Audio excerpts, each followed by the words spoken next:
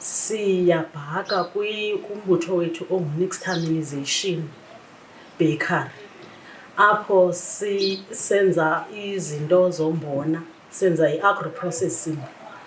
Sithatha umbona siwenze siwudibanise nezinto, kuphume izikonsi, kuphume ii-biscuits, kuphume ii-wraps neeraska.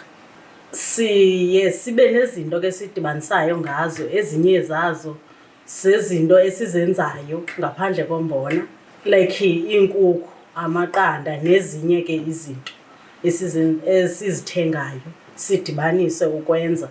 Asizukwazi ke ukuzichaza kuba iyimfihlelo yethu thina bantu bale bhizinesi. Lo mbona siwulimayo siyawuthatha siwugube ube fayini, ube ngumilimili. Siwuthathe ke ngoku siwudibanise nezinto ezi sizisebenzisayo ekubhakeni, umzekelo amaqanda nezinye izinto, kuxhomekeka uba senza ntoni. Sidibanise nezinye izinto esizenzayo esizithengayo, sizokhupha ke ngoku isikoni, ii-biscuits, yonke le nto siyibhakayo.